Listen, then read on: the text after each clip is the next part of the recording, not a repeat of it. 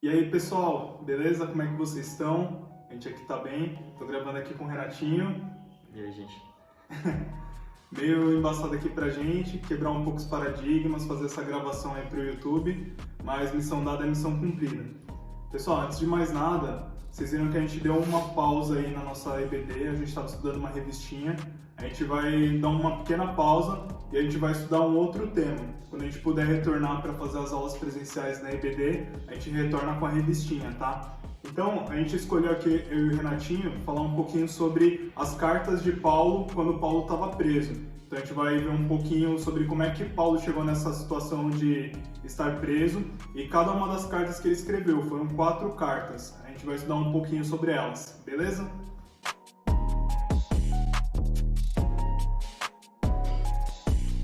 Pessoal, acho que todo mundo já conhece um pouquinho de Paulo, já ouviu falar um pouquinho de Paulo. E Paulo foi um grande evangelista ali do mundo antigo. Paulo ele foi um homem muito usado por Deus. Ele compôs grande parte das cartas do Novo Testamento. Grande parte do Novo Testamento foi ele quem escreveu. Foram 13 epístolas que Paulo escreveu. E ele fez 3 grandes viagens missionárias. A primeira, a segunda. E quando ele estava findando a terceira viagem missionária dele, aconteceu uma situação onde ele acabou sendo preso. Ele ficou preso por 2 anos. Foi quando ele escreveu as cartas de Efésios, Filipenses, Colossenses e a carta a Filemon. Quem foi Paulo, então, gente? A Bíblia fala pra gente, e Paulo dá esse testemunho, que ele foi um israelita de verdade. Ele foi um judeu de verdade, até da tribo de Benjamim. Paulo também fez parte da seita dos fariseus ali da época. Então isso significa que Paulo era um cara muito zeloso pela palavra de Deus e esse foi também um dos motivos que levou ele a estar perseguindo os cristãos da época. Paulo também foi aluno de Gamaliel e quando a gente olha para a Bíblia e a gente ouve falar de Gamaliel, a gente não tem muito histórico de quem foi, mas pela forma que falam de Gamaliel, dá a entender que era um dos judeus ali na época muito sábio, responsável por conhecer bastante a Bíblia e Paulo foi aluno dele. É como se a gente falasse hoje que Paulo foi discípulo do Nicodemos, coisa desse tipo. Foi discípulo de alguém muito grande em conhecimento. Paulo também, ele, diferente dos outros discípulos de Jesus, Paulo ele tinha uma cidadania romana. E na época, ser de cidadania romana era algo muito precioso. O romano ele é considerado realmente uma pessoa livre, uma pessoa que tinha um status muito grande diante da sociedade. E acredito que também foi um desses motivos aí que Deus levantou Paulo para poder estar levando o evangelho aos gentios. Ele tinha muito fácil acesso às cidades, ele tinha muito fácil acesso e ele até carregava uma dupla cidadania, tanto romana quanto uma cidadania de israelita, né? Então, quando a gente ouve falar de Paulo, até rola essa questão de Deus mudou o nome de Paulo, de Saulo para Paulo. Na real, Paulo é o nome que Saulo adotou, o nome romano dele, para poder estar pregando a palavra dele para os gentios. Então, ele tinha o nome de Saulo, mas também ele adotou o nome de Paulo. E tanto é que uma grande importância dele ser cidadão romano é que diversas vezes ele escapou da prisão porque ele era romano. Então a gente vê algumas passagens em que Paulo estava sendo açoitado, estava sendo preso e ele falava: vocês vão açoitar alguém que é romano e tudo mais. Então ele várias vezes escapou dando essa carteirada de romano. Então Deus fez com que tudo fosse de uma maneira perfeita mesmo. Isso.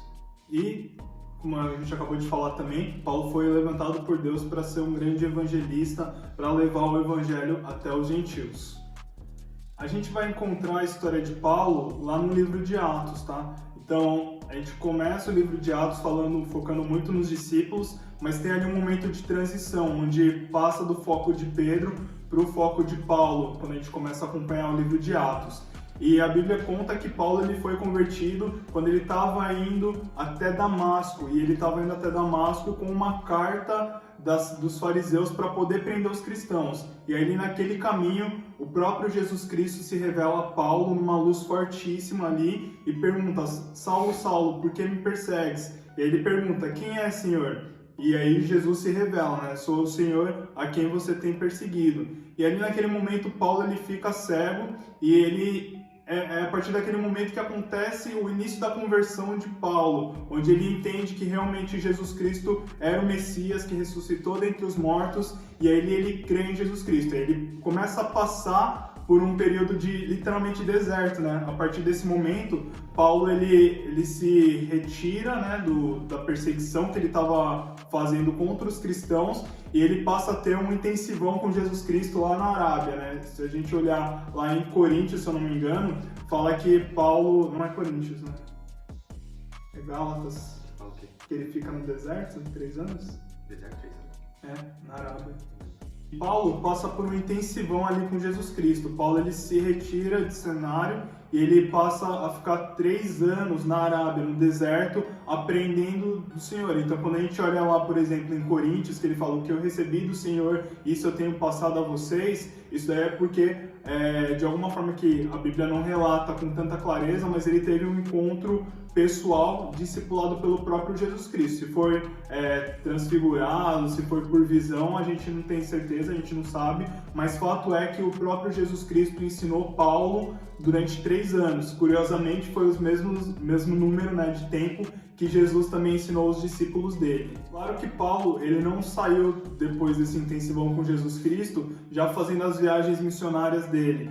Antes, o próprio Deus passou a lapidar Paulo de algumas formas. Então, antes que Paulo estivesse pronto para ser usado por Deus em missões, ele passou 14 anos da vida dele esperando. Isso daí ensina até a gente um pouco de paciência, né? Muitas vezes Deus chama a gente para alguma coisa e não quer dizer necessariamente que já vai ser agora. Talvez vai ter um tempo que a gente vai precisar ser lapidado pelo Senhor até que chegue um momento que Ele realmente vai usar a gente para o propósito que Ele tem para cada um de nós. E Paulo não foi diferente. Paulo esperou 14 anos, desde a conversão dele até que ele realmente pudesse fazer as viagens missionárias dele. Então, gente, aconteceu que passaram seus 14 anos, Paulo fez a primeira viagem missionária dele, foi implantando igrejas, foi discipulando as pessoas, depois ele teve uma segunda viagem missionária dele, e aí por fim ele teve a terceira viagem missionária. E no final dessa terceira viagem missionária, o próprio Espírito Santo estava impelindo Paulo a retornar para Jerusalém.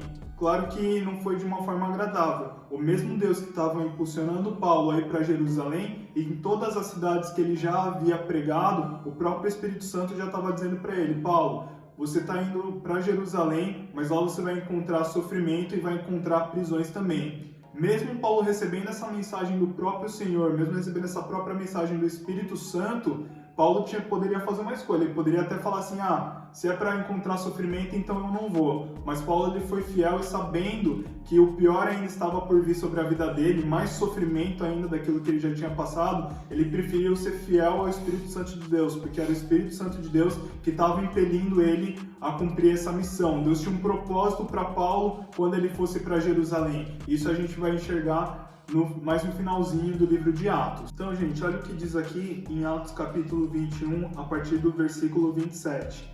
Estando 7 dias, quase no fim, quando Paulo havia tido a purificação dele, alguns judeus da província da Ásia viram Paulo no templo e incitaram a multidão contra ele. Agarraram-no gritando: Homens de Israel, ajudem-nos! Este é o homem que fala contra o nosso povo em toda parte, ensina a todos a desobedecerem às leis judaicas. Fala contra o templo e até profana este santo lugar, trazendo gentios para dentro dele. Antes tinham visto Paulo na cidade com Trófimo, um gentio de Éfeso, e concluíram que Paulo o havia levado para dentro do templo. Então aí a gente vê que o próprio povo judeu estava incitando aí uma grande multidão contra Paulo, acusando Paulo de coisas que não eram verdades. Quando Paulo chega em Jerusalém, acontece uma situação muito louca, gente. Ali tinha um grupo de judeus e Paulo ele resolve se purificar juntamente com outros judeus e entrar no templo ali para cumprir o voto dele. E parece que aí os judeus eles caem matando em cima de Paulo, vem acusando Paulo de coisas que não faziam muito sentido. E na real, a acusação era justamente que Paulo estava abdicando das leis judaicas. Paulo estava deixando de seguir a tradição judaica e não era verdade. Na real, Paulo entendeu que houve uma transição de aliança, né? Houve uma transição da lei para a graça, e ele não poderia colocar esse peso sobre os gentios, mas na cabeça dos judeus, Paulo estava com um novo evangelho, que não era verdade. E isso daí foi motivo para que houvesse uma rebelião, um tumulto ali na cidade, e foi um tumulto tão grande que os próprios soldados romanos que estavam ali na região, eles acabaram intervindo. Não sei se vocês lembram antigamente quando a gente estudou sobre a Pax Romana, que é a paz romana. Então os romanos eles tinham isso, eles em todo momento eles tentavam manter a paz. Então quando tinha alguma situação de tumulto, alguma situação de rebelião, alguma coisa, os soldados interviam. E a situação foi tão grande que os soldados ali interviram para tentar entender o que estava acontecendo, mas a confusão era tão grande que mesmo com a intervenção dos soldados, os soldados não estavam entendendo o que estava acontecendo ali. Enquanto os judeus acusavam Paulo, começou aquele burburinho todo, e aí Paulo acabou sendo preso ali por um momento. Paulo ele foi um cara que sofreu muito, mas o próprio sofrimento dele foi algo que o próprio Cristo já tinha deixado bem claro, né? Quando Cristo foi lá e apareceu para ele no caminho de Damasco, ele já tinha também deixado bem claro que ele queria mostrar para Paulo o quanto importava sofrer pelo nome de Cristo. Então, o sofrimento de Paulo foi algo que, desde o começo, já estava muito nítido que ele ia passar. Então, foi um cara que acabou passando a vida inteira por sofrimentos pelo Evangelho. Naquele momento, Paulo é preso por um pequeno período de tempo, que seria o período para poder alinhar o que o povo estava incitando ali contra Paulo, para poder entrar num consenso, se Paulo realmente era culpado ou não. Os próprios judeus falando assim, vamos falar para o comandante trazer de novo Paulo aqui para o Sinédrio, para a gente poder julgar eles. Só que, na real, isso daí era uma armação, era um plano para poder matar Paulo no meio do caminho lá da fortaleza até o Sinédrio. Só que quem acabou descobrindo esse boato foi um dos sobrinhos de Paulo. Esse sobrinho contou para o comandante, e o comandante, sabendo disso, escreveu uma carta para o governador Félix para mandar Paulo, juntamente com a carta, até o governador, para que o governador pudesse julgar o caso de Paulo. Então, ali Paulo ele é deslocado da onde ele estava até Cesareia, que era onde estava o domínio do governador Félix. Chegando lá, em Cesareia, o governador ele resolve ouvir o caso de Paulo, só que com uma condição, que tivessem lá aquelas pessoas que estavam acusando Paulo. Só que não foi o que aconteceu. Quem estava lá na cidade de Cesareia para acusar Paulo eram outros judeus que não estavam nem naquele tumulto que estava acontecendo na outra cidade, lá em Jerusalém. E aí, por esse motivo, Félix acabou assim, deixando meio o negócio em banho-maria, deixando o caso meio stand-by.